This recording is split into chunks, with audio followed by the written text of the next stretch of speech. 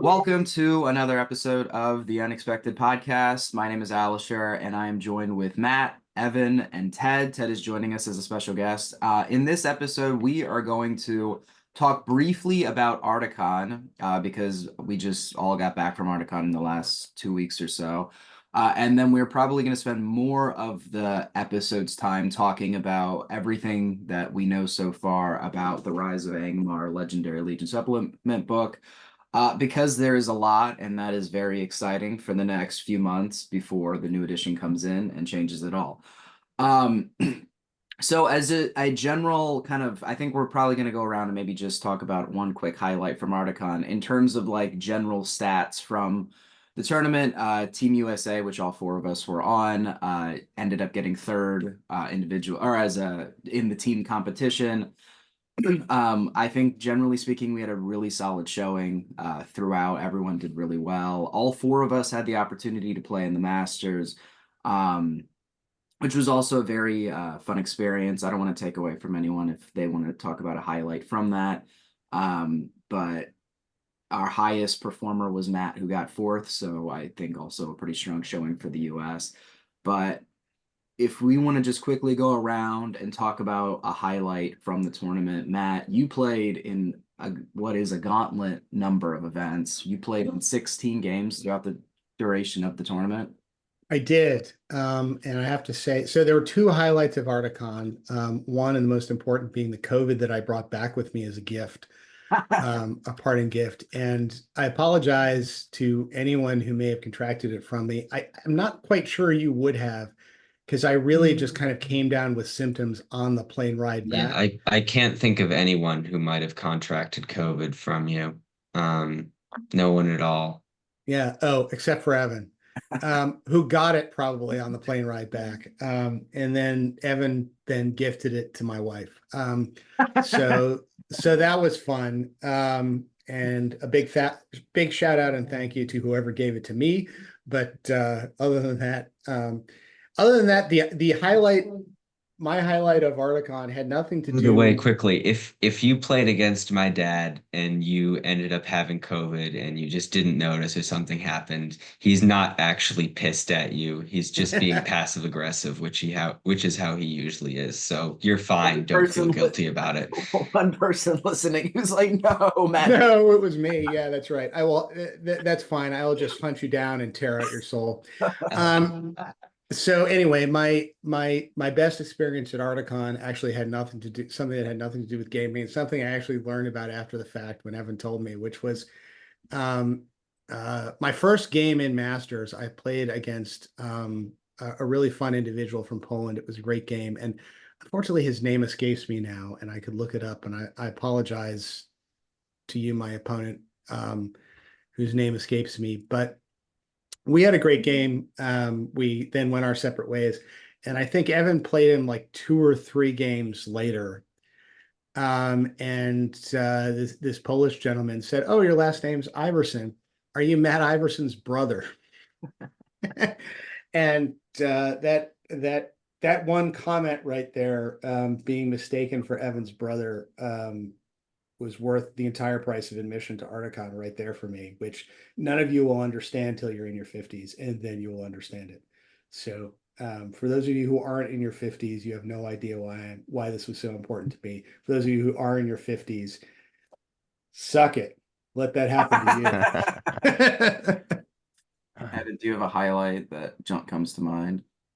Other than that lovely Polish guy thinking I look particularly old, because I definitely don't think it could be the other thing. Um, I think a highlight for me was I showed up day one. My dad played in the last chance qualifiers to get some games in. I was feeling particularly lazy, so I ended up dropping out of the last chance qualifiers.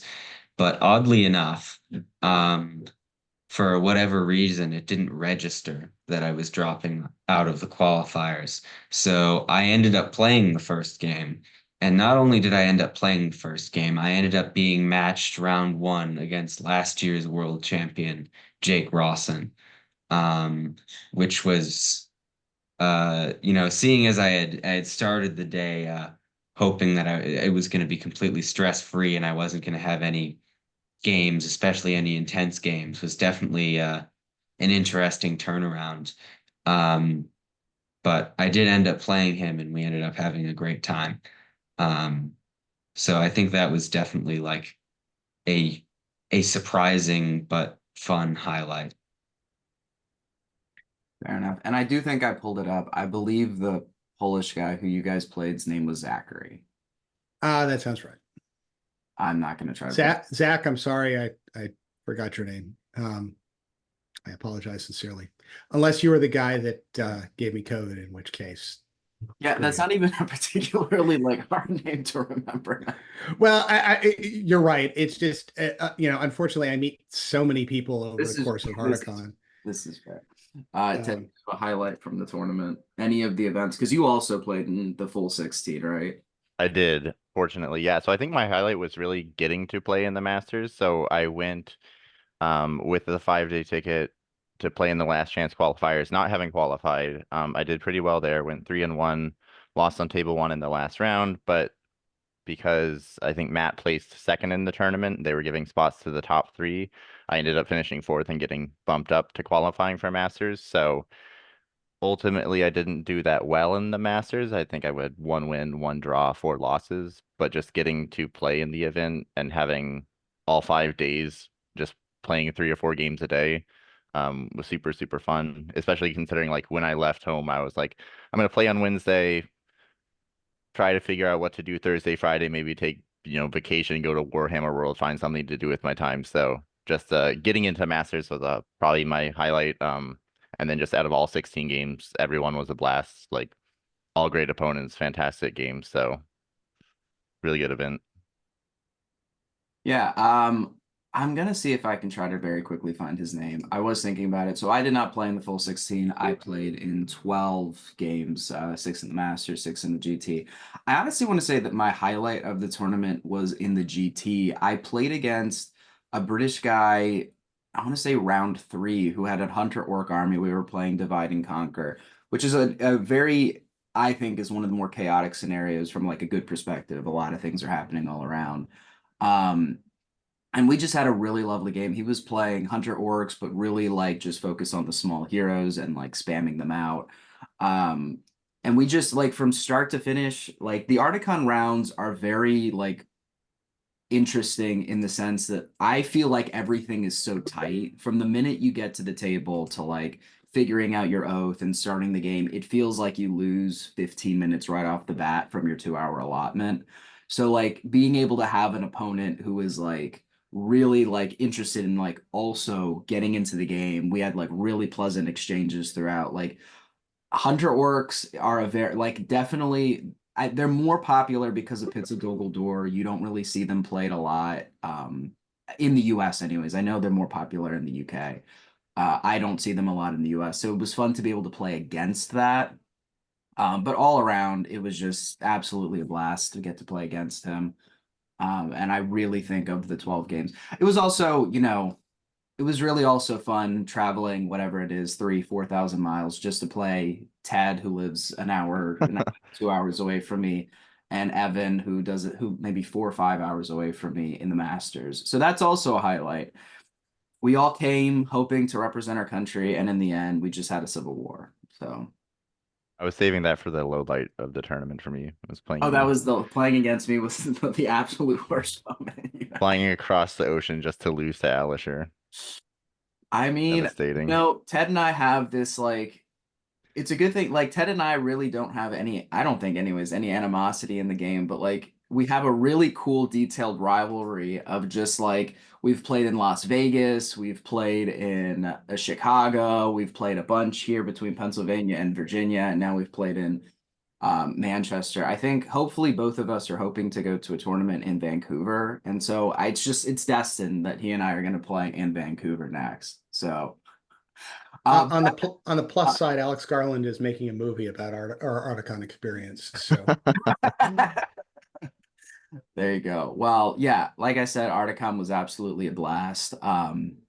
But now we shift on, for those who are really interested in a very detailed discussion about Ardacon, we are going to move on to talk about something very exciting, which is this new supplement. So I don't know that I should pull it up on. Yeah, let's all right. So this is where we're getting our data from, because we are actually recording this on the day it is coming up for pre-order. And in fact, it's like 12:15 right now. I just signed on to the GW website for the US and we still can't order it. Thanks, guys. But probably somewhere in the middle of this record, we're all going to be like ducking out and ordering this thing. So we are going to order it. Don't worry about that. If you're listening, Jay. But a number of people who somehow got access to a version have been posting various excerpts from Rise of Angmar on various videos that are showing up on the GBHL and other places. And somebody went through and took those and kind of turned it into a document. And that is the source of what we're going to be talking about here. None of us have any inside information other than what these guys have gleaned, but that's what we're going to be speaking from. And I'm not going to put the name of the person who put it up because I don't know whether he should have done that or not, but he'll remain anonymous. Suffice to say that this stuff is out there on the web, and that's what we're talking about. To simplify this a little bit, GW, please don't sue us. I think a lot of it is review. There's a review embargo and people get early access. So it's all like, I guess we're the third hand knowledge of people who got a copy and then posted it and talked about it. We're not famous enough to have gotten a review copy, but other people are. GW, so we're happy to talk about that. Yeah, that's right. Yeah, that's right. Yeah, feel free to get in touch with our lawyers anytime you want. And by our lawyers, I mean me. Yeah. So, all right. So do we want to pitch into this right? Yeah. All right. So I've got it up on my screen. Alisher, you've got it up on your screen. You want to just like alternate profiles so we don't like go horse reading through these? I've got it up as well. All right. So we can all rotate. Yeah. So Alisher, why don't you kick it off? Okay, so the first profile in the Rise of Angmar is Arathorn, first chieftain, at least in this document anyways. Arathorn, first chieftain of the Dunedain, who is 80 points. Or maybe I shouldn't say how many points they are, but in any case, you know now, Arathorn is 80. He's a hero of valor, pretty standard slate of like characteristics. He's 3/1/1 for Might, Will, Fate, 2 attacks, 2 wounds, Courage 5, Defense 5, Strength 4, Fight 5. He has Expert Shot, which I believe is he gets 2 shots instead of 1. He has Hatred Angmar. His heroics are Accuracy and Strike. And he has the Chieftain of the Dunedain rule, which is if your force includes Arathorn, your force will... Oh, no, that's a duplicate. You may include Rangers of the North and Dunedain as if they were from the Arnor army list. Additionally, friendly Rangers of the North and Dunedain within 6 inches of Arathorn count as being in range of a banner. Any Ranger of the North and Dunedain in your force gain the Arnor keyword. So this is a cool profile. Expert Shot is obviously really nice. He does have a regular bow, so it is a strength 2. But all in all, cool profile. We were talking about this a little bit before. Presumably, he's just not going to be inserted into current Rangers of the North like army list. Which the only reason I say that is it seems as though like any like Dunedain or Ranger of the North he's interacting with that will not have 2 attacks. So this isn't really like, here's this cheap Ranger of the North captain or like general with a bunch of 2 attack Rangers of the North and he's giving them a banner. So it's a pretty standard profile, I think. I don't know if you guys have any gleaned thoughts from that. Yeah, I mean, I can't imagine why you would take this guy with warriors in Arnor list. Although you could take him and just lead Arnor guys in an Arnor list. I think the reason you'd take him is at specific points levels because he's a hero of valor. And he can bring guys in, and he can bring Arnor guys, right? I'm sorry. What I meant to say is you wouldn't take him with Rangers and Dunedain. Yeah, and we'll go a little bit more into why taking Rangers and Dunedain with him is not a great idea. But basically, they don't get their 2 attacks, so the models basically suck in every army with this guy. Well, every army but the Legendary Legion, which we'll get to. Does he get a Legendary Legion? He's in the Fornost Legendary Legion, and I believe in that one. Well, we'll find out when we get there. They get 2 attacks. Yeah, I so thought that's they didn't, where they but show whatever. up. We'll see. Yeah. Yeah, I think other than that, he's fine. He's other than getting that banner special rule, he's a bit overcosted compared to like Arvidui and Arathorn and those sorts of models. The key difference being that he doesn't have 3 attacks. But he's going to be a fine hero. Expert shot is nice. I don't really have much to say about him. Yeah, not to jump ahead to the Legion, but I think he could be quite solid in the Arnor Legendary Legion because he gives, or maybe they just get it, but Rangers of the North and Dunedain having the Arnor keyword means they become fearless and have the 5-up fate save on top of Yeah. their other stuff. All right. So that seems like it would stack nicely. Well, actually, it'd be a 4-up fate save, but again, we're going a little bit too far forward. Yeah, all right. Well, just to correct myself, because spoilers, it doesn't look like they get the extra attack in this Legendary Legion. That's a different Legendary Legion I was confusing it with. So anyway. I think that's Arathorn's. Yeah. Either way, let's keep moving on so people aren't ridiculously confused by all of these references we're making to models we haven't talked about. Fair enough. All right, so let's see. Why don't I do the next one? The next one is Argadir, Captain of Arnor. This is somebody that's been chatted about before. He was one of the mysterious previews that have been coming out over the last couple months. And he's the cavalry hero of Arnor. He's 85 points. He's fight 5 as you would expect, strength 4 as you would expect, defense 7. 2 attacks, 2 wounds, courage 4, and he's got a 3-1-1 profile, 3 might, 1 will, 1 fate. He's got heavy armor, sword, shield, and a war spear, so he basically has a lance and horse comes with him. And his heroics are march and defense. So he's a captain who can also defend, and he comes with Master Battle 5+, which has already been discussed, Hatred Angmar, of course, and Expert Writer. So, I mean, I think he's a useful, if maybe slightly expensive add to the Arnor list. I mean, it's certainly good to have a 3 might fight 5 mounted hero in Arnor. It's just, you're spending 85 points, which is, what, like 10.5 foot guys to get him. So, would you be better off with the 10.5 foot guys? I don't know.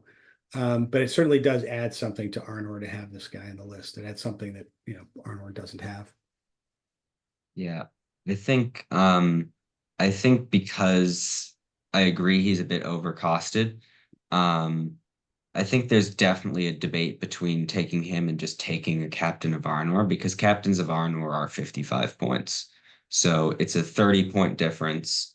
And you do get the horse, which is nice. You get the extra might point, which is nice, but you don't really get much else for that 30 points. Master of Battle 5-up can be useful, but I found that it's extremely unreliable. And other than that, the only thing he really gets is +1 courage, and that's not going to matter when you've got Arvidui's courage bubble. Yeah. And he's also a hero of fortitude. So you won't get the +3 models for hero of valor. So I think there are situations when you may want to take him. But I don't think he's anywhere close to an auto include after you take Malbeth and Arvidui. Yeah, I think it's somebody. I mean, I think it's somebody you think about. The reason to take him, I think, is in the scenarios like, say, Reconnoiter, where you need to like dart to the edge of the board. You have the ability to take a few cav, this guy, and have a force that Arnor doesn't normally have, which can just dart quickly toward the edge of the board, and then you take all your foot and block everything else off. And you could also do a thing where like you charge him and a cav into a guy, call a heroic combat, and use that to dart to the edge of the board. That's a thing that Arnor can't do right now, and this guy gives Arnor the ability to do. All right.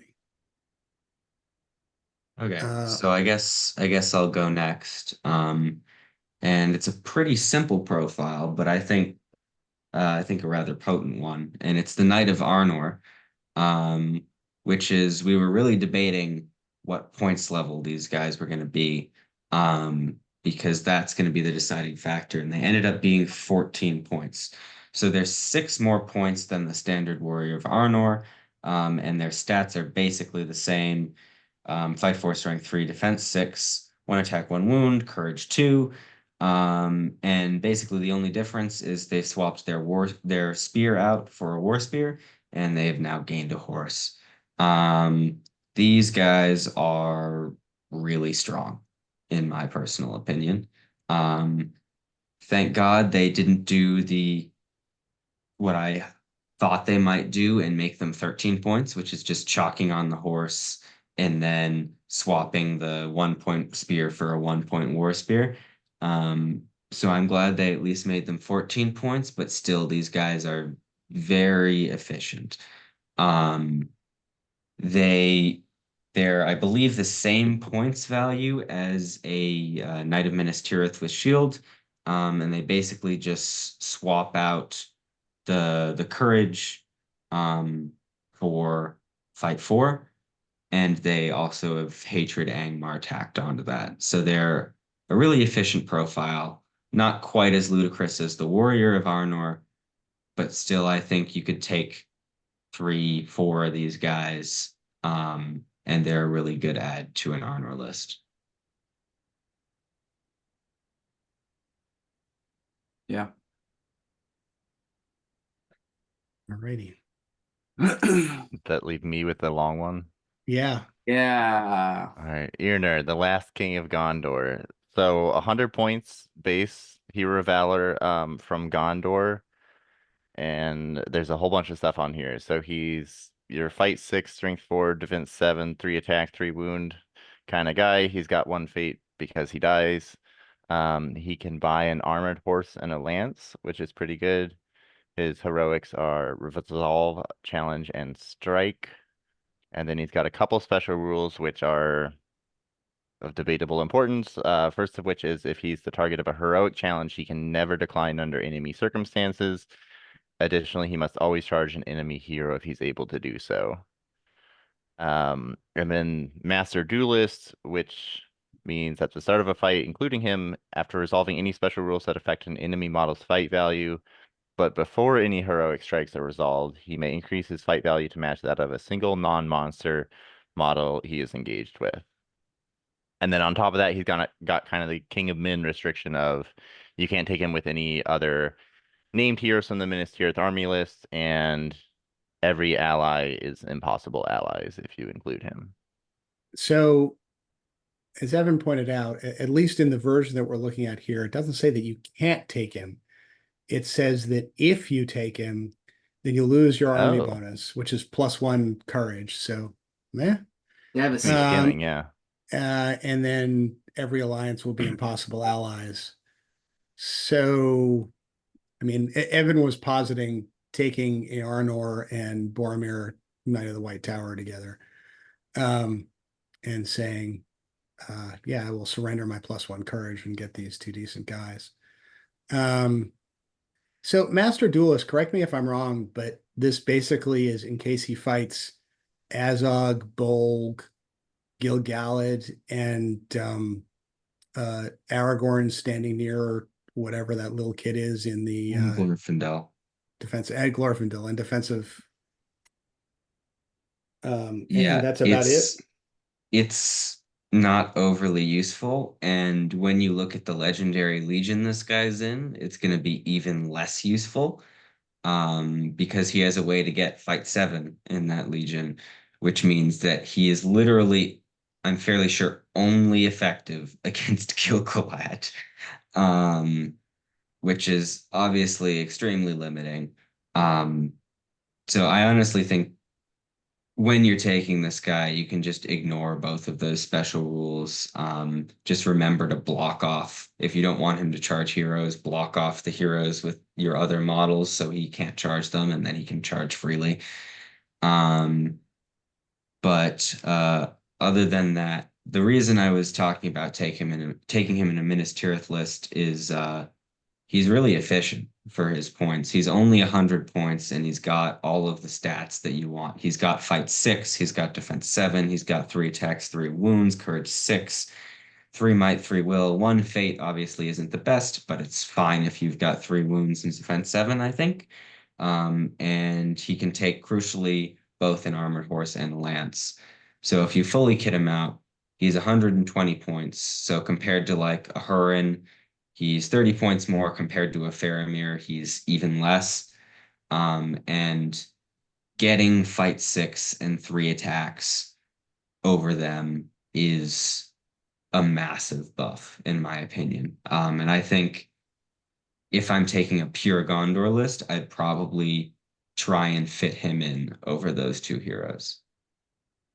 Plus, you can throw him into Azog and say, hey, let's see what happens. That sounds like a smart decision. Great move right there. Yeah, that army bonus thing is interesting because back in the good old days, it was the same condition for Elisar and Boromir of the White Tower. And the first time I read that, I was like, cool, no problem. -1 courage. Sure, I have Elisar and Boromir. Yeah. So this isn't quite that level, but it is, I think, Minas Tirith, you don't care that much about losing your army bonus. Yep. If you're getting something like this for it. You guys have 3 months to totally exploit this wording in the rule. Right. Hey, maybe it'll stay in there. Well, actually, no, it's all Legendary Legions in the next edition, so it probably won't stay in there. Yeah. But we'll see. This is your if you were looking for a reason to buy a whatever $70 Arnor model, it is for this reason right now, that you can take him with Boromir. Buy it, paint it immediately, take it to 2 tournaments, and then put him in the trash when the new. Can't take it to Nova, but could fly to Vancouver for a big tournament in Vancouver just to do this.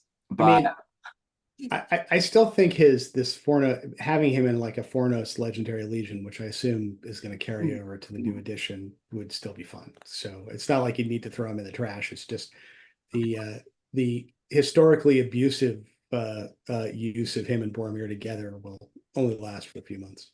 you'll have fond memories as you play your Legendary Legion onward. All right, so the next profile we have comes from, it's an Angmar style profile. It is Nasdag, everybody's favorite little work buddy. As we I thought it was everybody's favorite stock exchange, but maybe I'm wrong. Never mind. He is a low level orc in terms of points, 50 points, fight 3. So for all of those people who are figuring they're going to get Andril in a game, I don't know about that. Good luck with that. Good luck with that. I believe. We're gonna need somebody to like keep a track of a Nasdaq cam, like all the games to play with him. What did he get?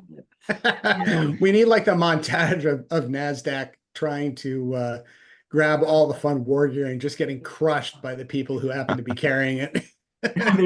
Imagine he picks up Andoril and on the next turn goes up against like some elves and dies.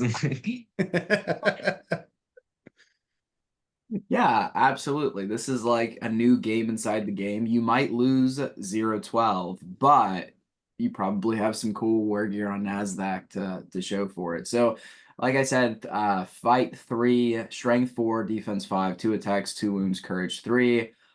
He is a 3 might captain, which is nice. 3-1-1. He has heroic defense, but nothing else. And then I'm not gonna waste time reading over the entire. We're pretty familiar with the scavenge rule at this point since it was released in one of the articles. If he kills a model, he can take 1 piece of war gear with them that's not from a monster. And I think it can't be the 1 ring or a mount, right? Yeah. I just love the fact that this guy's thing is he steals war gear from people he kills, yet the only weapon that he's managed to acquire to date is a dagger. Yeah.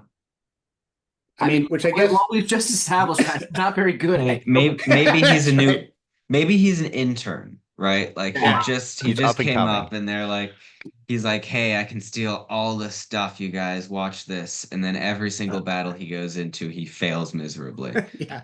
And they're like, so who have you killed so far? And he's like, well, this orc tracker. I mean, I took his bow.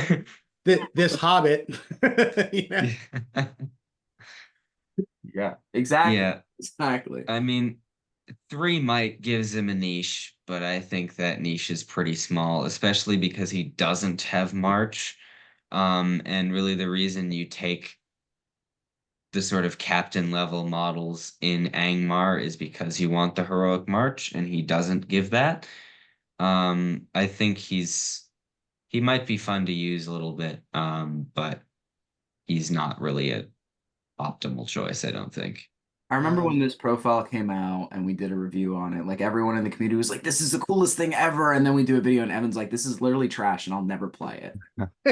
That was my key takeaway from when we. I mean, and we now see the profile, and I'm inclined to agree with myself. I agree. I think Goonhammer did a review of this book like today, and he described him as a fun little guy.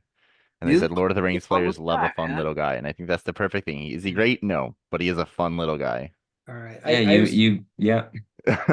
I just want to see somebody take this guy and steal the Palanquin, which, if I'm remembering correctly, it says you can take a single piece of war gear carried by that model with the exception of a mount. I'm pretty sure the Palanquin is not a mount. Palanquin is a mount. Oh, it It's is just a not a mount. All right. cavalry, and Yes. that's been written Darn like it. 8 And All right, times. to never be mind. fair, I don't think he's carrying the pallet. But you Yeah. can steal the Golden King of Abrakan's chair, because that is just the banner. Okay. Sure. Fair enough. Fair enough. That actually seems like a great utility. Yep. So does he just he moves his 6 inches, then sits down on the chair, and then he becomes how does that work? Or does he like hire the guys who carry the Golden King around, and then they're now his friends? Pretty much has just a So, utility profile. Anyway, all right. So let's move on to the Shadow of Rhudaur, or the Shadow of Rhudaur. the Shadow of Rhubarb. Okay. Who's an 80 point, I guess, kind of like super wraith, or not wraith, but super white type guy. He looks he looks vaguely Barrow White like, although he does different things. So he's an Angmar spirit, hero of fortitude. He has fight 3, so whoop-de-doo, strength 3, which isn't great until you get to his special rules. He's defense 7, so that's Barrow White-ish. He has 2 attacks. He has 2 wounds, courage 6, 2 might, 5 will, so Barrow White-ish, and he comes with a fate. His only heroic is heroic challenge, oddly enough. I'm not quite sure what that's about. But Hero of Fortitude, heroic It's for Arnor, Dad. Why okay. else? Yeah, right. Because he can't deny it. Can you challenge somebody who's a higher tier? No. Yeah, equal or higher. You can't equal or higher. go down. Right. Yeah. As you can tell, this is a rule that I use very often and have committed to memory. He comes with spells. So he's got a bunch of 6-inch spells. He's got a 6-inch 3+ Drain Courage, a 6-inch 4+ Curse, a 6-inch 4+ Wither, and a 6-inch Sap Will of 5+. He has Blades of the Dead, so the strength 3 matters there, and Terror. And his special rules, the start of the game, you pick one enemy. This is Herald of Doom. At the start of the game, you pick one enemy hero model. And when the shadow's within 6 inches of them, they get -1 to fate and -1 courage, which is, I guess, somewhat useful. I mean, I think this probably is useful if you're stacking it with some drain courages shot at this guy. So, interesting question. Is Harbinger cumulative? Because if it's not, the -1 courage is completely useless. I don't see why it wouldn't be cumulative. I think it might say in the actual rules, but I will double check. Yeah, look that up. Because it might say that other special rules. I feel like Harbinger stack with. says that it is not cumulative but other effects. Well, then that's useless. Yeah. Yeah, check Harbinger. Yep. All right, and then the other one he has is Powers of Angmar. No, this is not cumulative. So the Okay. -1 courage is basically completely useless because you're There's probably going to be a always going to Wraith have a nearby. Ring Wraith or a Gullivar or something in there. But The if you don't -1 to wanna fate play rolls any of is those things, okay. he's your guy. Yeah. Although, I mean, so I guess, well, actually, no, I wonder how this, because I think, doesn't Arnor have a, oh no, that's in the Legendary Legion. Never It's mind. in the We'll get to Legendary that. Legion. It wouldn't affect him. Yeah, His you don't. courage would not be reduced. Right. All right. Um, so, all right, with Powers of Angmar, if the shadow of Rhubarb rolls a natural 6 when making a casting roll, then the channeled version of the magical power will be used if not resisted. I think this is actually kind of a fun rule. Let's first, because I know none of the people watching know what any of the channeled version of any of the spells that this guy has does, because no one has ever cast a channeled version of these spells. Yep. Drain Until now. Courage reduces courage by D3 instead of 1, which is okay. Curse takes away all of your fate points, which is pretty decent, I think. Wither decreases your strength by D3 instead of 1, which is also okay. Again, I'm saying these are okay because 33% of the time it's just going to be the same thing as the normal versions.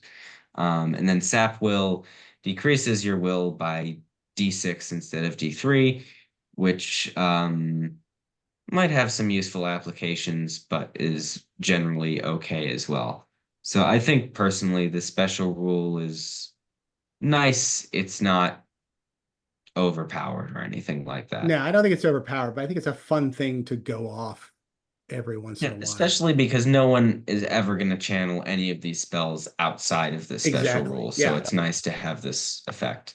Right. And Now, can you channel Paralyze? No. No. But there's no downside to this special rule either. It's not like he has to, spend an extra point of will to trigger this. So, if you get the 6, it's it's kind of like Brewer Gear and his I get my will back if I roll a 6 thing. It's a kind of a useful bonus.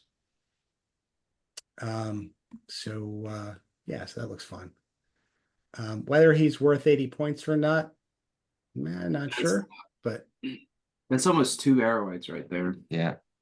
I think the fight 3 is tough because the person you'd compare this guy to is the Mouth of Sauron, right? Who's got 1 less will but has slightly more useful spells, mainly being Transfix.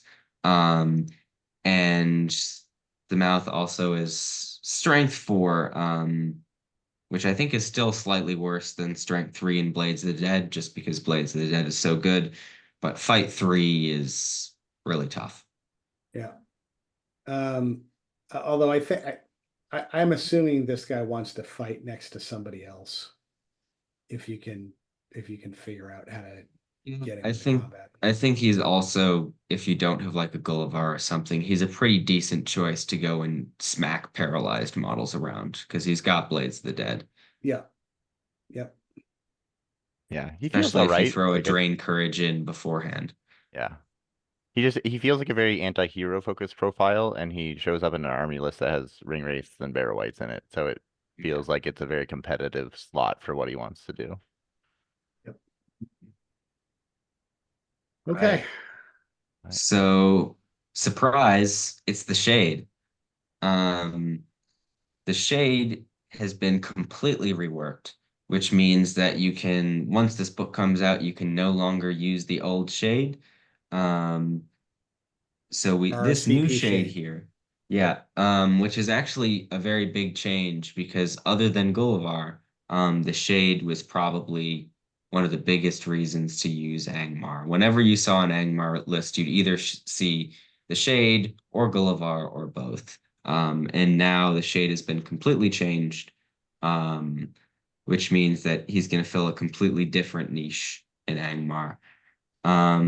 So the stats still fight 1, still strength 1, still defense 8, still move 6, 2 attacks for some reason, which sure, if you want to put this guy in combat, go for it. He's still fight 1 and strength 1, so it's not going to accomplish a whole lot, but he's 2 attacks now. Still 3 wounds, Now he's Courage 6, so he's lost his big weakness being Courage 1. He's now not going to instantly run away when you break. Heroic stats, no might points, 4 will points, so his number of will points has been halved. And he now has a fate point, which is sure. Probably not going to do a whole bunch, but you've got it just in case.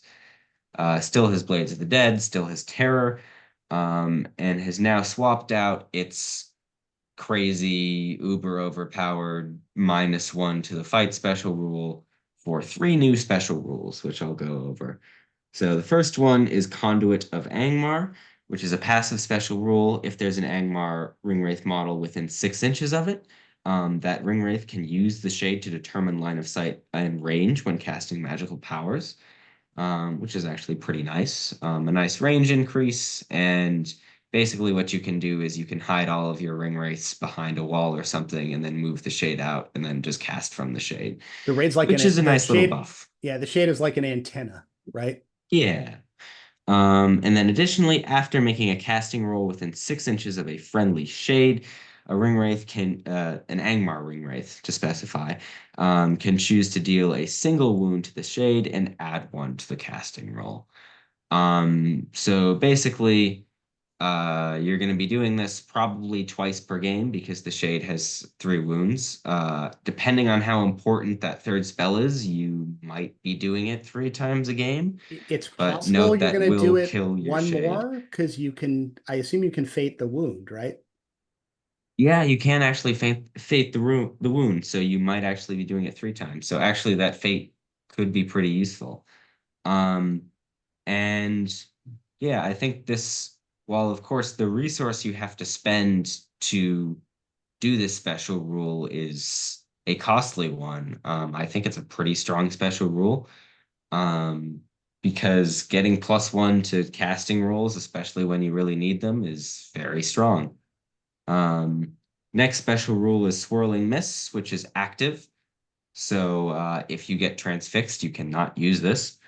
So at the start of the shoot phase, before heroics are declared, a shade may expend a point of will to activate this ability. For the remainder of the turn, enemy models will suffer a -1 to hit penalty when making a shooting attack that targets a friendly model within 6 inches of the shade.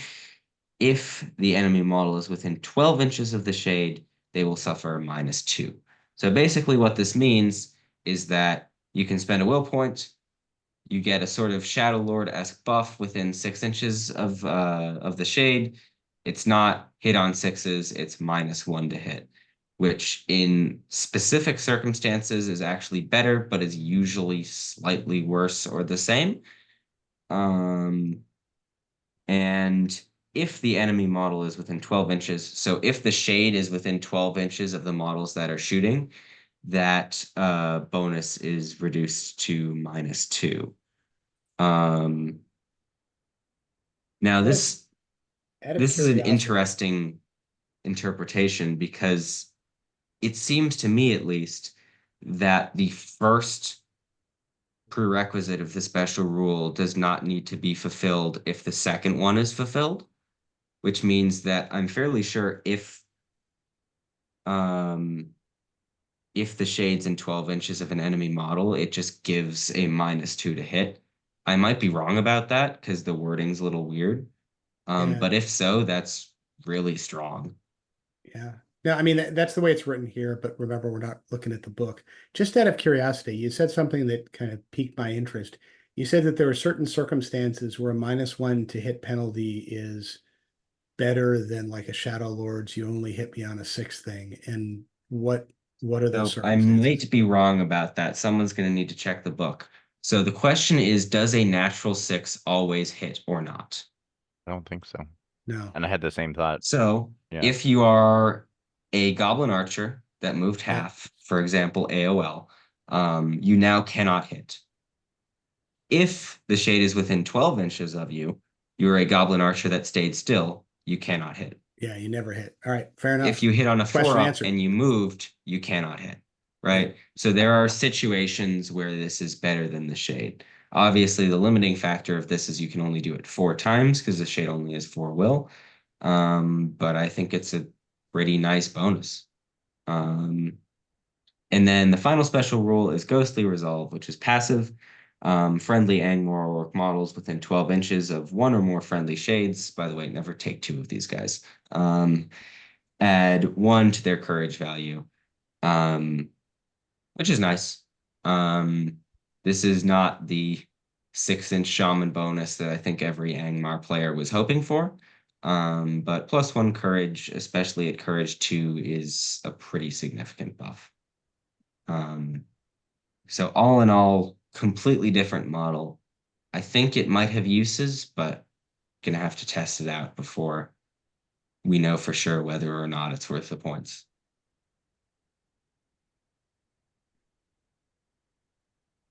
Yeah, it's super interesting because it basically just takes all of the ups and downs of some of the worst things about Angmar and flips them. So you're less vulnerable to shooting. You have more things you can do against the terror-causing army, and then you don't have access to the 8 times the game very oppressive -1 duo roll in some cases. So I think it's I have no idea. I don't really play Angmar, but for 75 points, I think it's a pretty interesting option that changes how the army plays overall. Yeah. I mean, I play Angmar, and I really don't know either. Yeah, I no I think idea. it's a really interesting model that I want to test out. But until I test it out, I don't know if it's worth its points or not. I just have Yeah. no idea. So I wonder, I'm also kind of wondering about the value of that antenna ability. Where you can either like keep your ring wraiths hidden, or because you can. I mean, the wraith is actually pretty tough at D8, and I mean it's not like he's going to be. Or I'm sorry, the shade is pretty tough at D8, and it's not like he's going to be fighting in the front line.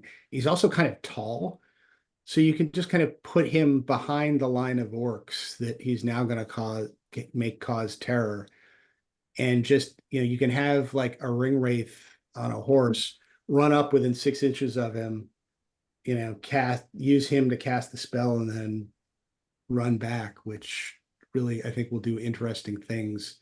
Because the shade's going to be able, because it's so tall, the shade's probably going to be able to see just about everything. So I'll be really interested to see how that works out in practice. So that the shade can be in combat and you can still cast from the shade. Fair enough. Yeah. So something could like charge into the shade, and if the shade's closer to the model you want to cast on, you can still cast from there. Yep. Yep. It's like a cell tower. Werewolf? Werewolf. I can do this one. Werewolf. So 25 points. Spirit, Angmar Infantry Warrior. It's got move 10.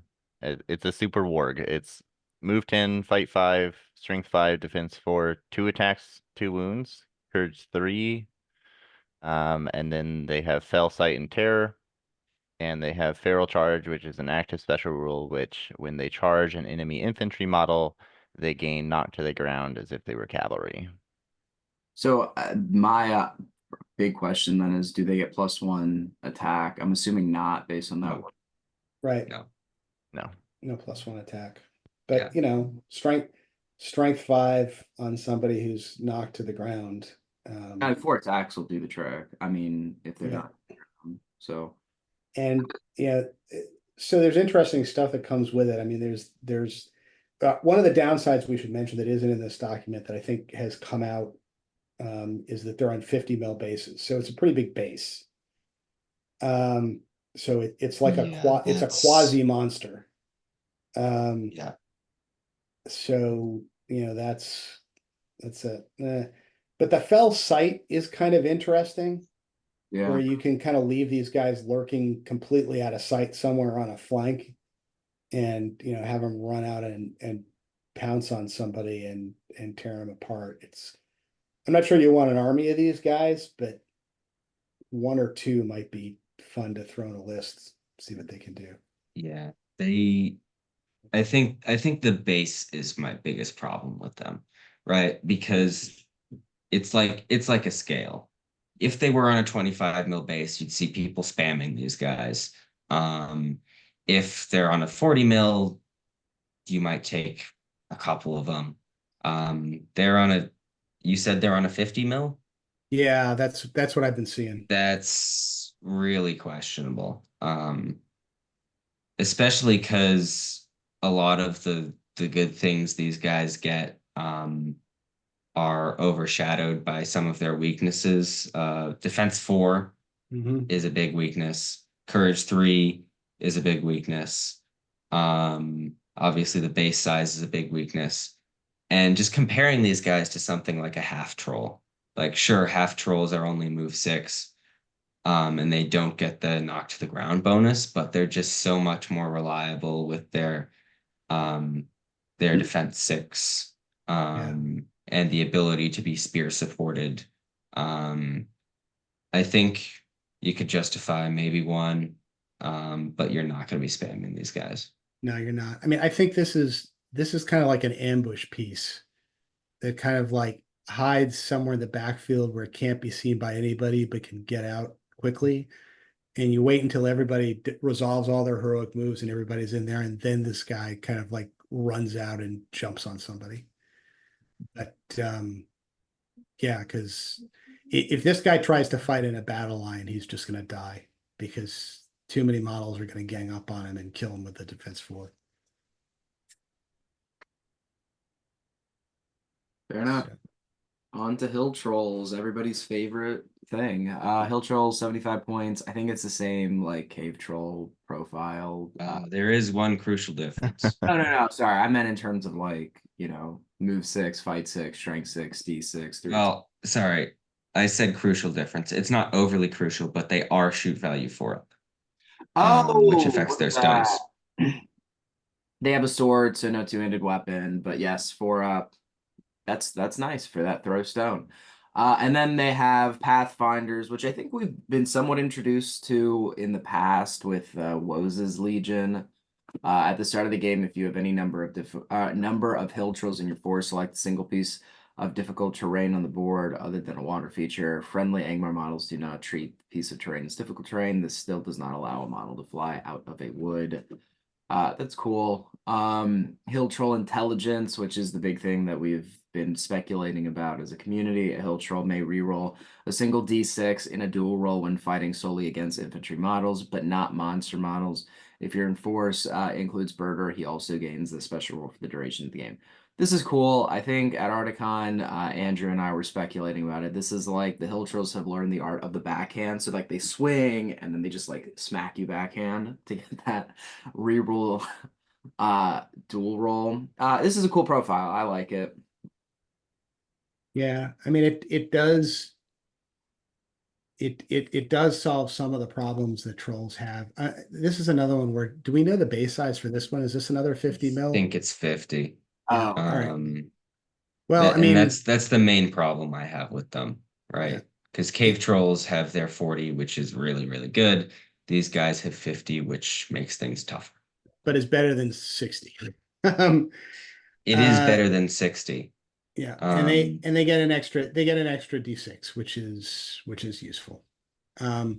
It seems like there are certain circumstances where you want to take one of these guys because that gives you the free terrain I think piece. You basically almost always, if you're going to take these guys, you just want to take one. Take one, yeah. And then you give a buff to Burder too. Yeah, the Burder buff is interesting. Though that also depends on whether or not in the new book it's going to force you to take the new model. Because I'm fairly sure the new model of Burder has a 50 mil base instead of a 40. And part of the reason Burder is so good is that 40 mil base. So we'll see what happens in the new book. Yep. All right. All right, so I guess we're on to Aldra, Warlord of Carn Dum. So Carn Dum, for people who haven't been following along, is a weird northern race of evil men reindeer hybrids that have horns sticking out of their heads. I'm only being somewhat facetious here. They have some sort of weird headgear that has like antlers on it. But it's too bad Reynier's not here because they're the latest evil men race. Aldrak is 120 points. He's a hero of valor. He's fight 5, strength 5, so strong dude. Defense 6, 3 attacks, 3 wounds, courage 5, and then he's a 3/3/3 profile. So he's a pretty beefy profile. I mean, the only thing that's kind of missing off of the classic high point profile here is fight 6. He's only fight 5. He comes with mace, shield, and armor. His heroics are strike and strength. And he gets the mighty blow special rules. So I guess this guy is kind of Carn Dum's version of Thriding. And so he does 2 wounds whenever he does something to him.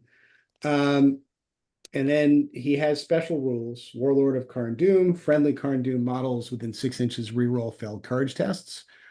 I guess that's kind of nice. And Battle Frenzy. Whenever he slays an enemy model in combat, he can declare a heroic combat during the following turn without spending might.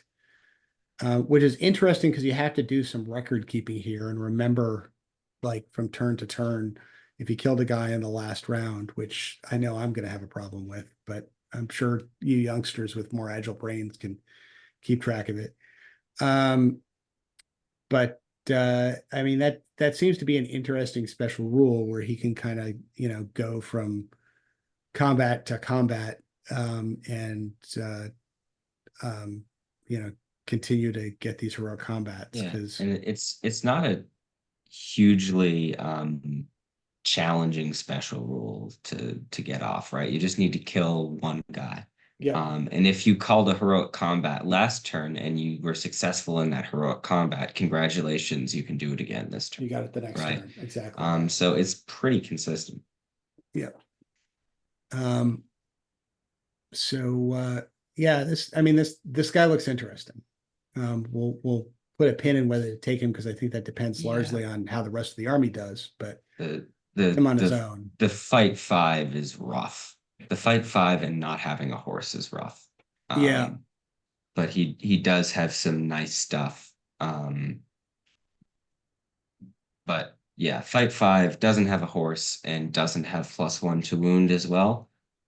So there are times like you could charge into 1 defense 6 guy and potentially just bounce off of them, which can make things tricky. But the free heroic combats are really cool. Yep. All right. Right. So I guess let's continue on to a model which I am not even going to attempt to hold on. Great. God bless you. Yeah. Well, looking at this model, I don't think he's getting any blessings. But I'll save the assessment until after I read out the profile. So he's 65 points, so decently cheap. Move 6, fight 3, which is bad. Strength 4, which is okay. Defense 5, which is not great. 2 attacks, 2 wounds, which is good. Courage 4. And then the real kicker, 1 might, 4 will, 1 fate. So he's only got 1 might, which for 65 points isn't the worst thing in the world, but let's go into what he actually does with those will points. So his heroic actions are heroic resolve. Yay. So he's not marching. He's not striking.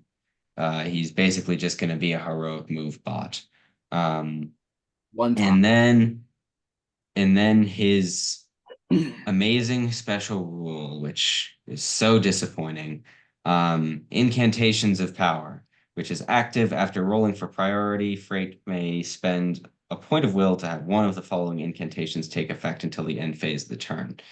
Now, just to set this up here, this guy is fight 3, so he's not great in combat. He's only got 1 might, so he's not going to be calling a lot of heroic actions. So these 4 will points better be doing something important. And oh God, are they not? So the first option, he has 3 options he can pick. The first option is strength. friendly Carn Dum models within 3 inches reroll wound rolls of 1 when making strikes. This is bad. Rerolling 1s to wound will get you usually like 4 or 5% on your to wound rolls. We don't need to run the math. I think we can take it as read that it's bad. It's roughly a third of +1 to wound, more or less. And obviously it varies depending on what you need to wound in the first place. But suffice to say, it's bad. Endurance. Whenever a friendly Carn Dum model within 3 inches suffers a wound roll a d6. On a 6-up, the wound is ignored. This is also bad. Especially because it's 3 inches, though note it will be buffed to 6 inches in the Legendary Legion that he's in. It's going to save probably 1, maybe 2 models per turn. Which is if that. Yeah, I was going to say maybe 1 model. Yeah, having just played a game against Avery's Signal Tower where he was getting like 6-ups throughout his entire army, I don't think saved a single one of those. It's oftentimes this will do nothing. Yeah. And if you get lucky, you'll get like 1 or 2. So this is also bad. But thankfully, the third special rule is also bad. Though it does actually have some applications. Friendly Carn Dum models that start their move within 3 inches are not slowed by difficult terrain, with the exception of water features. So this is nice. It's not gonna like win games or anything, but if you're trying to like get a surround or trying to like flank or something, you can use this special rule to move guys faster through difficult terrain. Or you could spend 10 points more and get a hill troll and just ignore that piece of terrain. Yes, this is true. Though I guess in the Legendary Legion he's in, you can't take hill trolls.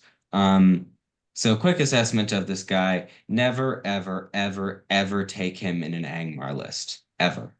He is worse than basically every other model. There is no reason to use him.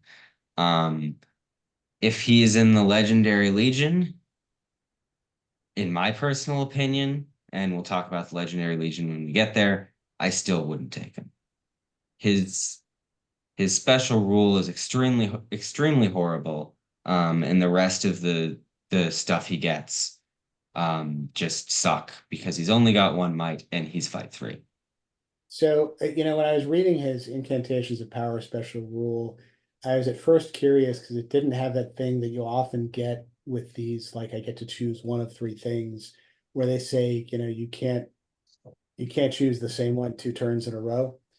And so because there's usually one of them that's much better than the others, and they don't want you just to hit rinse repeat on that. And I realized none of these are any good, so why bother with that rule? Nice. Yeah.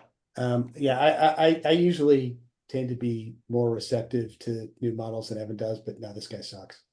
Yeah, no, not good. All right, I can run through the next 2 profiles since they're kind of in the same vein. Sure. So the first is the Captain of Carn Dum, 55 points for a Hero of Fortitude. He's your captain, so he's got +1 over the warriors, which I'm kind of doing backwards, but he's Fight 4, Strength 4, Defense 6, 2 Attack 2, Wound Courage 4, 2/1/1. He's got March as his heroic. He comes with armor, shield, and a mace, which is the same for the warriors. So pretty standard captain profile. The one interesting thing is an active special rule called Glory Seekers. If this model is in combat with an enemy hero model, not if they're supporting, not that they have a spear anyway, but this model gains a bonus of +1 to wound when making strikes against that hero.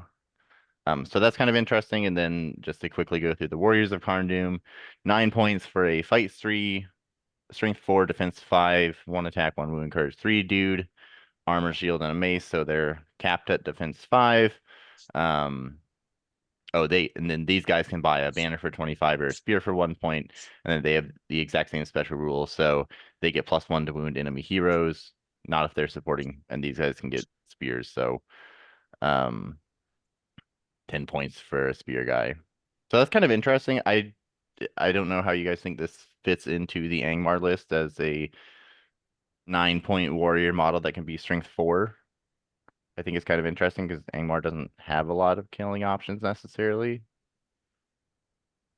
Yeah, boy, that's awfully pricey for yeah, do I get to do the Evan again?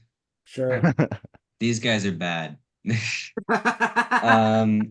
Just to I make some depressing comparisons here. They're very similar to Dunlanding models. And just to quickly say, Dunlanding models are not overly points efficient. They're okay, but they're not the best. And these guys are mathematically worse. So compared to a Dunlanding chieftain, Dunlanding chieftain, you can swap their two-handed axe for a shield, so they're the same defense, which you'd always do. These guys are 1 less strength than a Dunlanding chieftain and have 1 less will, and they get their Glory Seeker special rule, which is okay. But they're the same points as a Dunlanding chieftain, and I'd say worse. And then Warriors of Carn Dum are 6 points. They automatically come with a shield. Not 6 points, 9 points. They automatically come with a shield. Dunlanding Warriors are 8 points, and when they come with a shield. And the only thing these Warriors of Carn Dum get over the Dunlanding Warriors is that they get their +1 to wound hero special rule, which is in no way, shape, or form worth 1 point. Well, they can also pay an additional point and get a spear, which Dunlanding can't. But that is true. you have to spend an additional point to get Though this. I would also like to note one of the main benefits of Dunlandings is that they have axes, which gets them strength 5. These guys do not have axes. They have maces, which are okay, but are nowhere near the power of axes. When I saw these profiles, I got pretty upset because these are a pretty cool faction. They're pretty similar to Dunland. I like Dunland a lot. And it's just a shame that these models are just bad. Yeah. Yeah, I mean, God forbid, I compared them to Dunlanding Warriors. Do not even attempt to compare them to Black Numenorians and Morannon Orcs because it's depressing. Yeah. Such a glowing review from Evan. I know what you're going to be buying next. Yeah. All right, we have come to it at last, the Legendary Legion. So the first Legendary Legion is the Battle of Fornost, which is really, really cool Legendary Legion all the way around. Its composition includes Earnur, Glorfindel, Círdan, Aranath, Captain of Minas Tirith, High Elf Captain, Ranger of the North, Dunedain, Ranger of Arnor, Warrior of Minas Tirith, Knight of Minas Tirith, High Elf Warrior, Hobbit Archer.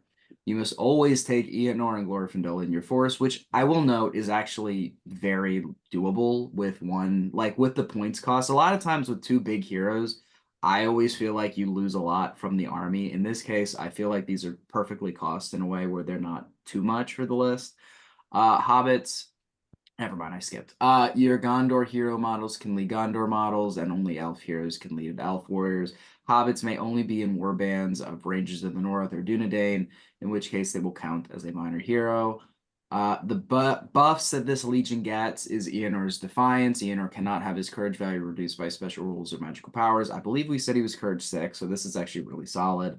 Power of the Elves, which I think is probably the biggest buff that this legion gets. All friendly models gain resistance to magic. No? I think the next buff is Okay. quite strong. Yeah. Friendly Gondor cavalry gain +1 in a fight in which they charge. So, I mean, they just become Arnor cavalry. Yeah. Well, only if they charge. Only if they charge. Yeah. They basically become Rohan cavalry. Note this also applies to Arnor. Oh, because he is. So he's fight 7 when he charges, which is actually quite strong. That's nice. That's nice. I still think the I agree. I think my was a little bit misplaced. Resistant to magic is obviously very good. But I think both of these special rules are pretty valuable. You are getting a lot out of a 120 point Arnor. That is actually quite impressive. Yeah. I But will say, anyway, because I think when we like showcased Earnur, I don't recall if I said it, but I think I said that I really was not excited for Earnur. I don't know that I'm gonna rush out and buy him, but I do feel that my comments at the time were misplaced, as Earnur is now a pretty interesting hero. But yeah, this is a really cool Legion. This is super, super thematic. I think you can do some really interesting things with it. We're probably going to end up seeing something that we see similar with like the the defense of Helm's Deep Legion, where you're probably going to have a bunch of elf archers with spear, and then you're probably going to have a bunch of Gondorians in the front. I don't know. I like there it's cool. What's cool about this is that there's a lot of ways to build this because you do have a lot of options. My mind at like the 800 range immediately goes to Ian or Glorfindel Círdan and then just like a Gondorian captain for cheap and March. But like because you have so many different options, that's really cool. I'm sure someone's gonna find a really niche min-max way to play Hobbit archers in this Legion, but it's really cool. I'm not I sure you disagree, do. but Yeah. So the problem is you got to buy a Dunedain to lead him. well, And you take Arnor. well, but is he Oh, I that? guess no, it isn't keywords. It's Yeah, Rangers of the North and Dunedain. Wow, that's dumb. right. Well, Um, I mean, so we're looking at a secondhand version of this. So who knows what the rule actually says? But as this is written, because I looked at that and I was like, oh, you take Arathorn and you take a bunch of hobbits with him. But I think in which case they will count as a minor hero means that it's only a Ranger of the North or a Dunedain. yeah, I agree. Um, And you don't want to take those guys. yeah, All right, so no min-max with Hobbit archers. I tried. yeah. Well, I mean, I think the min-max is as you point out, the Gondor shield wall Yeah, with a bunch of Yeah. elves with spears sitting behind it. no, I mean this is gonna be a really solid. Like you're gonna have two beefy heroes. You're gonna have like your cap. You're like you check a lot of boxes, which is really really cool. Um, Yeah, I have to try. Glorfindel can be your leader, so Arnor can just do whatever he wants. It's He solid. he Is can lead a cavalry charge. Yep. Hero of Valor. Yeah, they're both Valor. Yeah. Yeah, So so I mean you're really like you get a lot of things that you want. I think this is going to be very popular throughout the duration that we have it. Um, I've now like Earnur is the cheapest hero that gains access to fight 7, I think, in the game at 120, which is really cool. False To be Guard fair, captains. oh, you're right. Okay, well, It's more niche, but technically. this really does though, like to be honest, completely take away like from Earnur's special rule. Like this further takes away from it in any case, because now like You get one model where you can use it, and that is Gilgalad. so Yeah. if you're playing against Gilgalad, you are. Oh, so would this be? Well, This you no. have to go with that special rule. So if he charges Gilgalad, he's fight 10 or no? No, I think it's after you add stuff on. Yeah, No. I think it's just heroic strike. That's the exception. I mean, it's still useful if you're playing this Legion and Azog charges you. No, no, no. So it is niche. It has a use, but like, okay. All right. So shall we move on to the Army of Arnor? Yes. Yeah. All right. So the Army of Arnor has basically everybody you would think. Arvedui, Aranoff, who's, I guess son of Arvedui, Malbeth, Argadir, Captain of Arnor, Rangers of the North, Dunedain, Warriors of Arnor, Knights of Arnor, and Rangers of Arnor. Arvedui has to be the leader, no surprise there. Rangers of the North and Dunedain get the Arnor keyword, which I mean, I guess means that they get the saves. And automatically pass courage, which is the next special rule, protect the king, friendly Arnor models in 6 inches of Arvedui automatically pass courage. And Power of the Seer, friendly Arnor hero models gain +1 when rolling from Malbeth's Gift of Foresight special rule. So this isn't all Arnor models. This has been apparently previously reported incorrectly online. It's just the hero models, but I guess that would also include, for what it's worth, Dunedain and Rangers of the North if you were going to take those.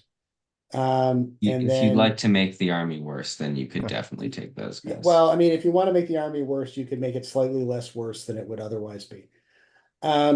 And then Foresight of the Eldar, Malbath gains Elrond's Foresight special rule, which is kind of neat. So Malbath can go ahead and modify priority die rolls. Which, by the way, is the type of special rule that I always forget about. So I guess this takes an already strong army and just kind of makes it somewhat stronger.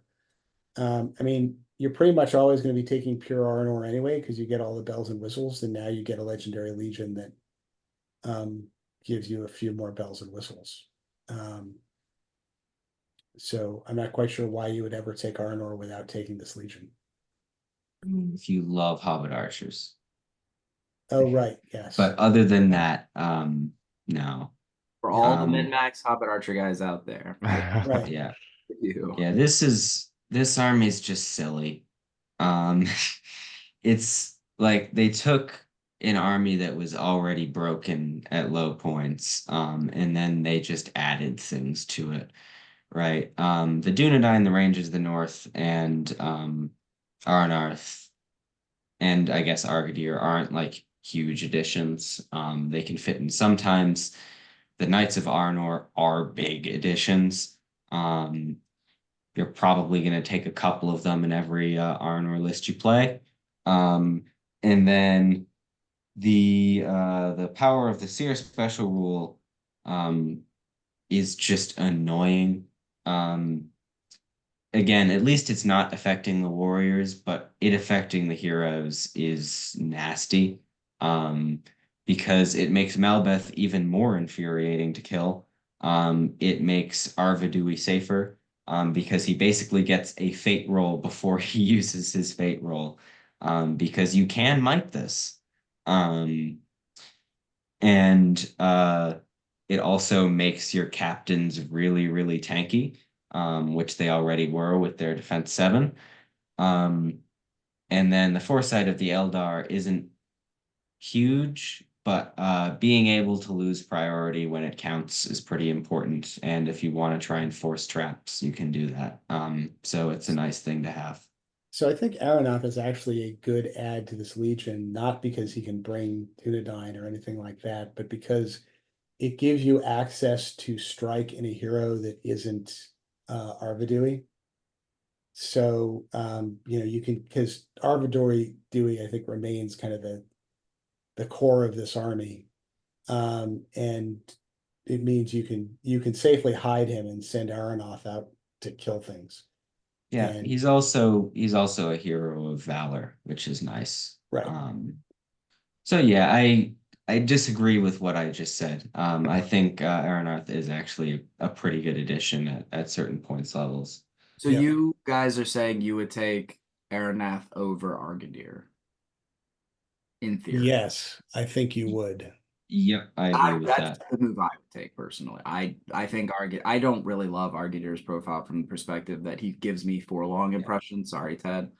Like he just like is gonna go in and die. So Oh, sorry, he reminds you of the best hero of the game. My order, I think, with Arnor would be Arvidui, Malbeth, Captain, and then chuck on Arnarth if you have the points for it. Is there a world and this is me really, like I said, like a min-maxy thought, is there a world where you try to take Rangers of the North as a front line and then give them a spear and then have a banner on top of that? Like no, because Absolutely not. Yeah, No? they don't have 2 attacks. But you get the Yeah. spear now. You have a spear, so you just like make up the 2 attacks.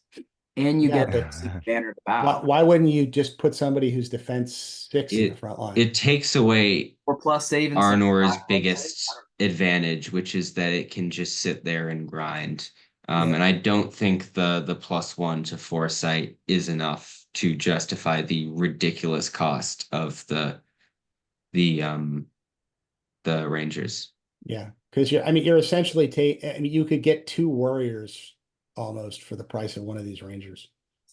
I tried. No, Dad, you could take 3 warriors for the price of one of these rangers, basically. Um, Is it the Dunedain that's 50? Is it, what are the prices? I'm gonna have to double check. Hold 25 on, and 30 but for Oh, yeah. wow. Yeah. So Okay. three warriors and you'd never take the Rangers of the North because they're 30 points. Right. Okay. Yeah. Sorry. I was thinking these guys were 15 for whatever reason. Well, No. for all the Rangers and Dunedain players out there that were hopeful, I tried, guys. I tried. Well, they still got one more thing coming. There's another Legendary Legion coming, but it's not this is not the Legendary Legion. Okay. Yeah. This is Legion. I agree with Evan. I do think that giving a list that already is very someone like I think we don't see Arnor currently like take over like competitive play simply because it's a rare army. I think in 6 years I've played against it twice, and one of them was a practice game.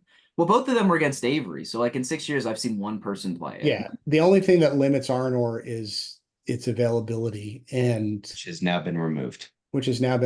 I mean, the other thing that kind of limited Arnor, at least for me, because we've got this army, is just the inherent boredom that comes with playing it. But I mean, to a certain extent, that's been reduced now because they have a few more bells and whistles to play with. So yeah, no, they're an interesting army. They went from being like just a good army to a good army that's also somewhat interesting, and I like. I mean, I think this like what we're getting in this supplement, this is probably what I'll end up getting, to be honest, because this is the best combination of competitive and interesting. I may have to, I did at one point say that there was no way I was getting Earnur. I might get Earnur now because I'm actually very delightfully surprised by how solid he is. Cool. Let's move on to the host of the Witch King, because time's ticking down. We have a hard stop on this one here. I love this. All right. As a preference. Yeah. Well, let's get into it. Host of the Witch King, you get the Witch King, shocker. And note that you can't take the flail, you can't take the Mortal Crown, you can't ride a fell beast. And I'm sure a lot of people are panicking about how you can't take the Mortal Crown. We'll get to that. You can take the Tainted, which you usually wouldn't take, but you probably might in this Legion. You can take the Dwemer Lake, which you still probably won't take. And then you can take the Shadow of Rhudaur, Nasdag, the Shade, Barrow Whites, and then Captain Shamans, Warriors, Orc Warriors, Warg Riders, and Deadmar Specters. So no Carn Dum guys, no Hill Trolls, no Gullivar. But you get most of the other Angmar models. Oh, and no werewolves if you care. Not their wolves. Yeah. So I've got bad news for you guys who are trying to take the host of the Witch King without the Witch King. You have to take him. I know this is disappointing, but you do. And then it says, yeah, he's a hero of legend in this list. So the special rule is that Fell Kingdom should rise again. Angmar orcs within 6 inches of a friendly spirit cause terror. Note the rule in Angmar is 3 inches, now it's 6 inches, which is actually a really big buff, because usually in Angmar lists, if you went less spirit focus, your terror would be super spotty and not overly useful. In this list, you just take 2 spirit models and then you're good. Also, in this doc, it just says spirit models. It doesn't say spirit heroes. So I guess your specters work too. But that might just be a transcription error. I think it's still spirit heroes. Yeah, I would assume. Because that would be ridiculous if you could just take specters and then everybody cause terror. So yeah, that's a really good special rule. Much better than the Angmar army bonus. And then they just keep coming. Dark sorceries. Ringwraith models may reroll a single d6 when making casting or resist tests. So not only does the Witch King get the Mortal Crown, everybody gets the Mortal Crown. Not the attacks, but the rerolls. Which means I think this is one of the few lists where you're actually going to be taking either the Tainted or the Dwemer Lake after the Witch King, because having two casters that can just throw 1 dice spells every single turn are just super, super strong. And we have more special rules. Lord of the Nazgul, the Witch King increases his attacks to 3, which is very good. That's the second part of the crown. And he only loses a will for having been in the fight if he loses that fight. Finally, no man can kill me. Probably the most situational special rule, but still pretty good. The Witch King gains +1 to his fight value when engaged with an enemy man model. So this Legendary Legion is all about the Witch King.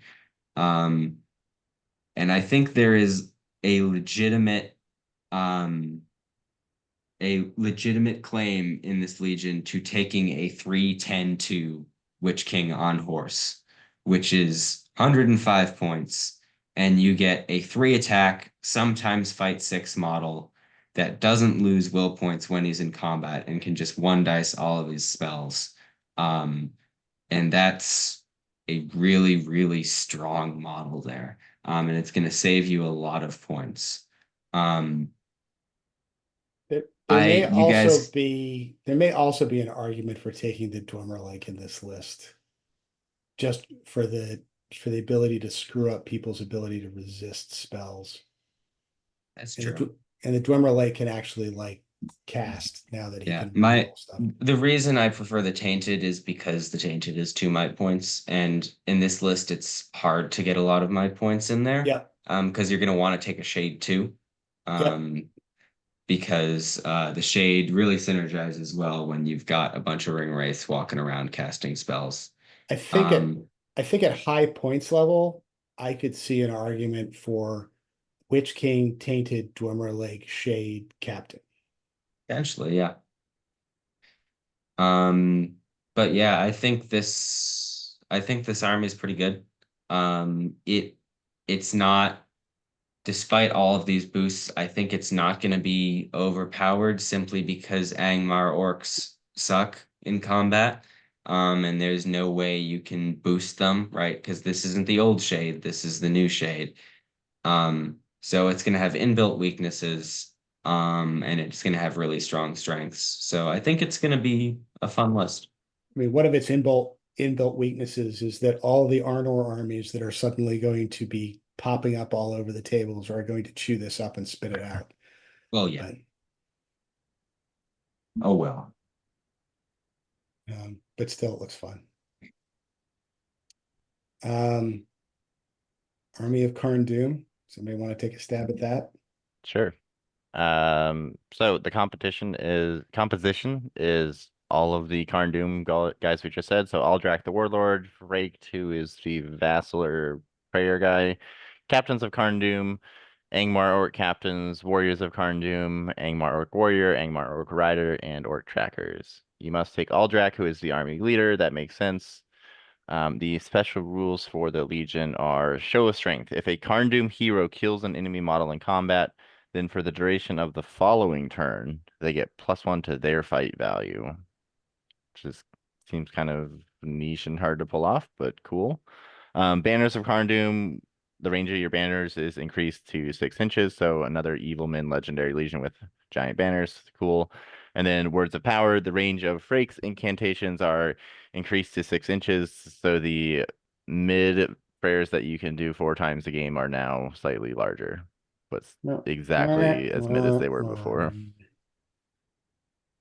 So nothing about this inspires me more than reading the profiles did. No. The Show of Strength in tandem with Aldrak. No. No? Why? No. Well, I mean, yeah, he can get fight 6. He can get fight 6. You're right. He's pretty. But he's the only useful model in this army. No. I'm yeah. I mean, that's the problem.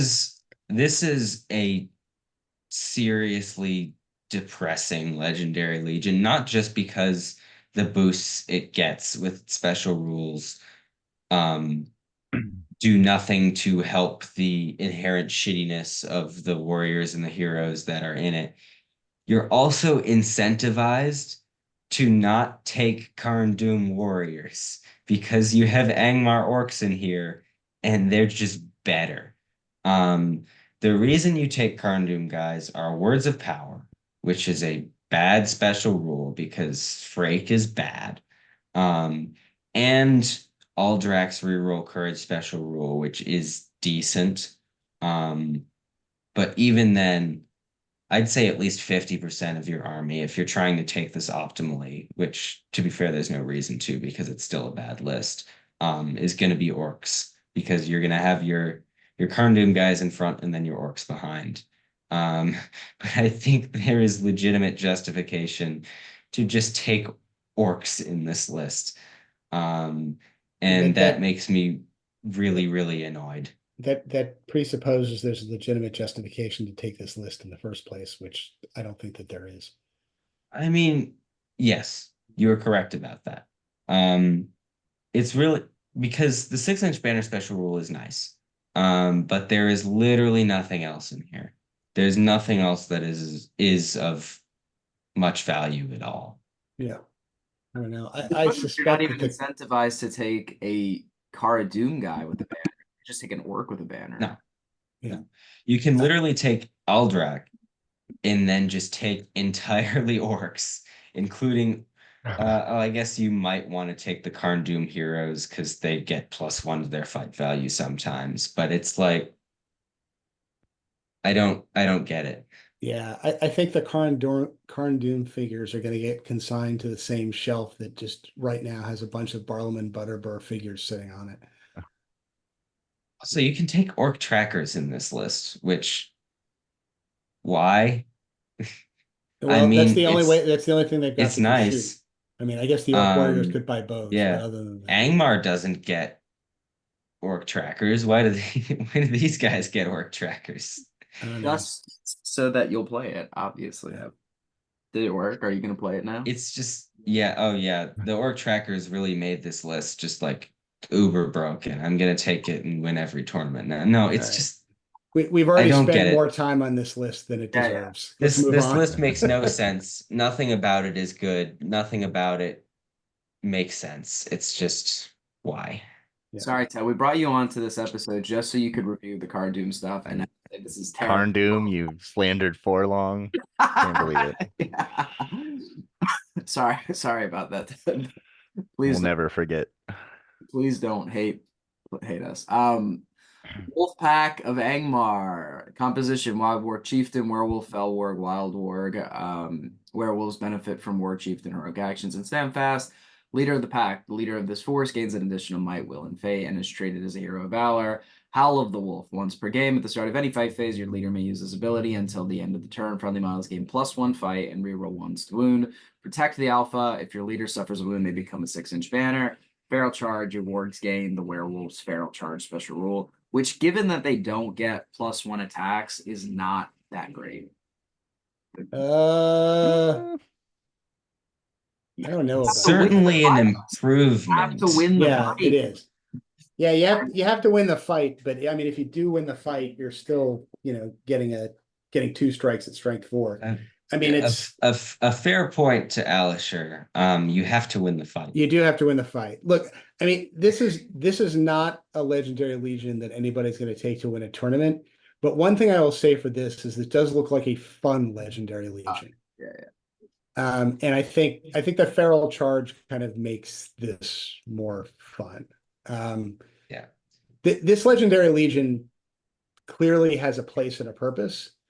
And I mean, we've all seen there's always been that one guy that like comes to the big tournament and it's like, this is my army of all wargs. And now that guy has a place to go. I've seen, I think in my competitive history, I've seen one guy do that, and that guy is going to be very happy. Yeah. I've seen it happen maybe 3 or 4 times. The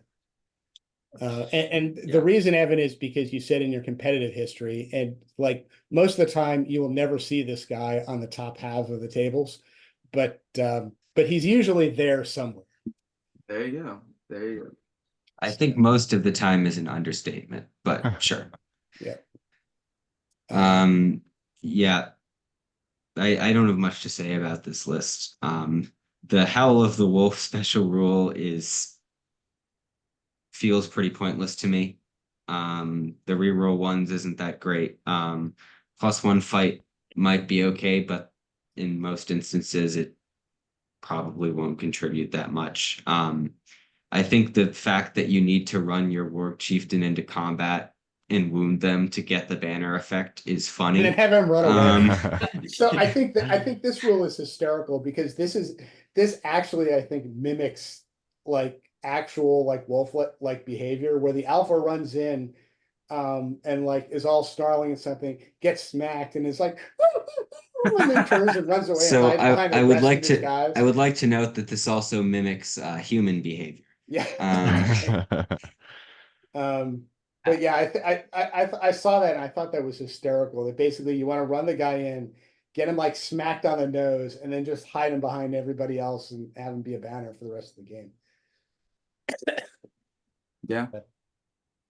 All right, so then there are two legendary legions that I think are hiding in the appendices, the way Helm's Guard did, and they're from a different era. The first one is Arathorn's Stand. So we have a legendary legion for Arathorn. And it includes Arathorn, Halbarad, who can't take the banner, and Rangers of the North and Dunedain. And you must take Arathorn, who must be the leader. Dangerous Folk, Rangers of the North and Dunedain benefit from Arathorn and Halbarad's Stand Fast. Yay! Oh, and have 2 attacks whilst they have the infantry keyword. So here you finally have your 2 attack Rangers and Dunedain. So here you finally have a list where you can take, in fact, must take Rangers of the North and Dunedain in them and have them work. Masters of Terrain, friendly models get Woodland Creature and Mountain Dweller special rules. So probably not going to be slowed down by all that much, except, water. Isildur's Heir, when Arathorn spends might on a 4+, he gets it back. So I guess this is like the what is it, Earl the Young special rule, where basically half the might he spends he gets for free, which is neat, because you get kind of a quasi Aragorn and Arathorn. And Silent Ambush, in scenarios where you roll for additional forces to arrive, like reinforcements, you get +1 to these rolls. And then if you're doing Maelstrom of Battle, you can modify your rolls by either +1 or -1, and that's kind of neat. So I mean, I think if you really want to take Rangers, this is the list to do it with. I don't think necessarily I don't think this list is going to be dominating tournaments, but at least it's a way to kind of bring Arathorn and Rangers and Dunedain into it. And counterpoint, you can't take the banner with Halbarad. I was going to say which Rangers for this list is very bad. Yeah, I guess that's a problem. There's no basic banner option, right? And funnily enough, if you take the normal Rangers list, you get half of the Masters of Terrain special rule because you get Woodland Creature. Yeah. You still get the Dangerous Folk special rule. You lose out on the 4+ free might points for Arathorn, but you're playing Rangers. I don't think might is a huge problem. And you get the banner. Yeah, all right. That's a fair point. Yeah, the banner, especially for 2 attack heroes that really want to be winning fights and getting those heroic combats off, and are also, I'm fairly sure, only Courage 4. So the auto pass Courage is nice. I think I'd take the banner. Yeah. Yeah, I guess you're right. Yeah, I mean, I was thinking about it, but you get like more figures if you don't have the banner, but you only get like 2 more figures. So you get 1 and a bit more figures. Yeah, how much is that banner? 40. 40, yeah, okay. And it's 6 inches. Right. Which covers your entire army, basically. You're right. Forget everything I just said. Don't take this Legion. Take the original version. Yeah. Sorry for all my Dunedain guys out there. Yeah.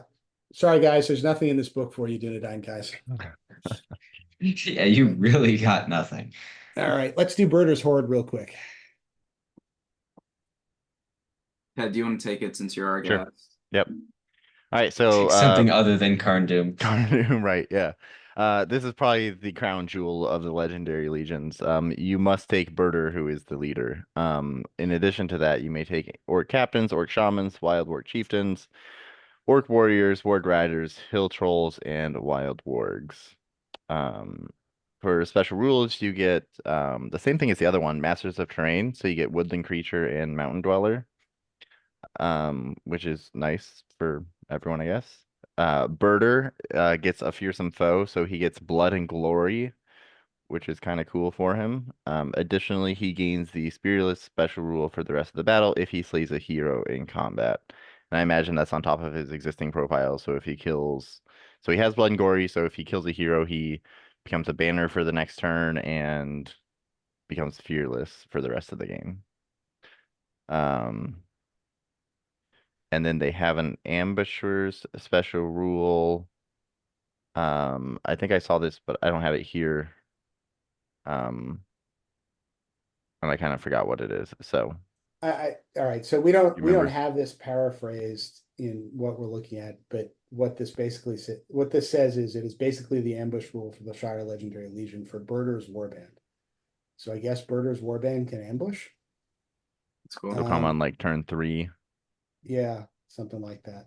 So all right. So there's an ambush rule with this list. So we don't know exactly how it reads, but there's an ambush rule.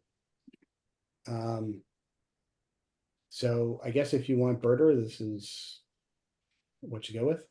For all the Burder guys out there, this one's Well, Yeah, Maybe. it's a, okay here. Yeah, so ambusher special rule. So you held in reserve until the end of the movement phase in turn 3, then comes on from any board edge as reinforcement, or is deployed within an inch of a piece of terrain on the table. So it is the same rule, which is it's not bad. yeah. Yeah. It does make for very good plays on certain scenarios. Yeah. Played against hobbits and reconnoiter in masters, and it was very annoying to deal with. Might be fun at lower points, Mhm. not good at high points. Probably not. yeah. Yeah. Well, But yeah, at low points, it might be an interesting take. All right. Yeah. Sorry. that is a Rise of Angmar. Some exciting things, some less exciting things. Yeah, I mean, cool supplement. I think we have a couple legendary legions that will make things interesting for the next few months before all of this is turned over into the new edition, which is very exciting in and of itself. And I'm assuming the pre-order stuff as we recorded this went live. So Oh yeah, I gotta order my stuff. Hang on. Yeah. Yep. a lot of opportunities to get a bunch of cool toys. Yeah, so thank you all for watching an episode of the Unexpected Podcast where we briefly talked about Ardacon and covered over this book. Thank you, Ted, for jumping on with us. Oh, the book's sold out. No, I'm Really? kidding. No, I'm kidding. It's still I was like, wow. Jeez. All right. Well, like I said, thank you all for watching, and we hope to see you in the next episode of the Unexpected Podcast.